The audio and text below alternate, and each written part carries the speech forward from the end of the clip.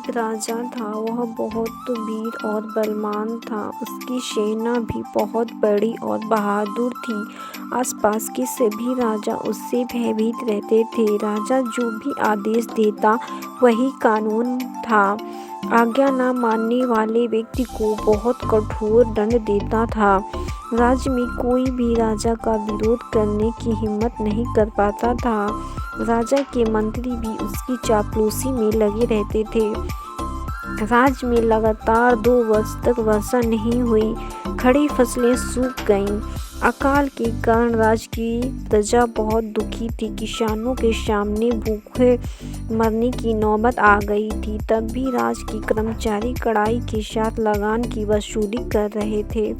राज्य की व्यवस्था बिगड़ती ही जा रही थी, परंतु राजा इस सबसे अनजान नाच गाने की महफिलों में मस्त था।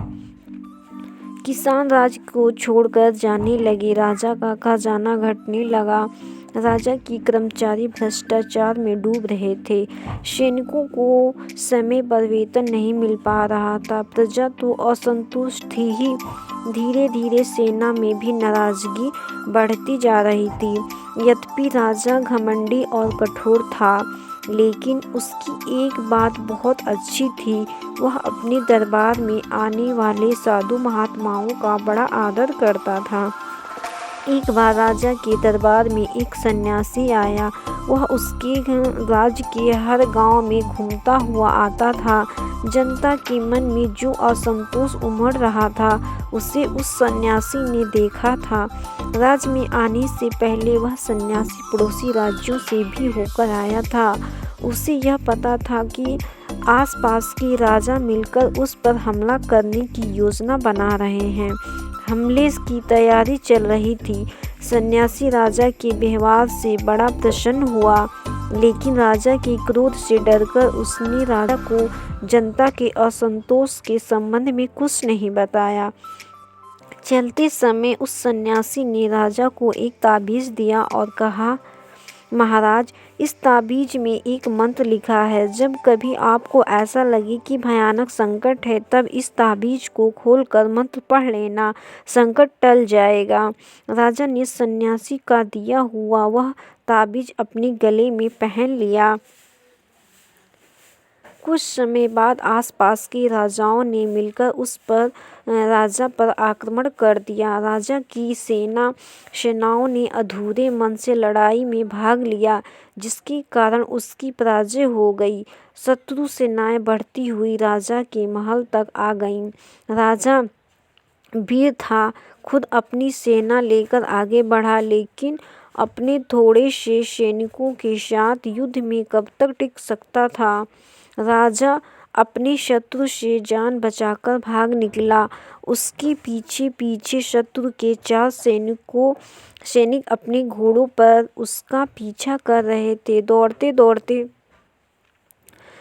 दौड़ते राजा एक ऐसी जगह पर आ गया जहाँ से आगे एक गहरी खाई थी। संभलते संभलते भी घोड़ा खाई में गिर पड़ा। राजा एक पेड़ की डाल पकड़कर बच गया, फिर धीरे से एक चट्टान के पीछे छिप गया। शत्रु के सैनिकों ने खाई में झांका। राजा को लगा कि अब उसके जीवन का अंत आ गया है। राजा को उसे एक सन्यासी की बात याद आई।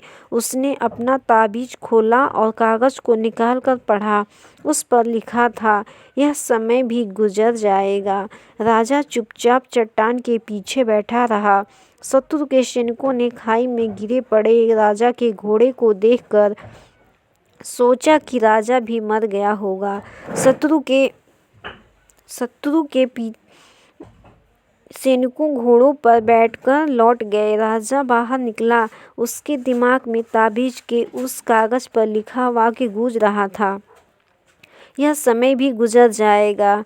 राजा वीर बलवान और चतुर तो था ही, कुछ समय की समय बाद उसने फिर से अपनी सेना का संगठन किया और शत्रु की सेनाओं पर हमला कर दिया। राज्य की प्रजा भी शत्रु की सेनाओं के अत्याचारों से दुखी थी।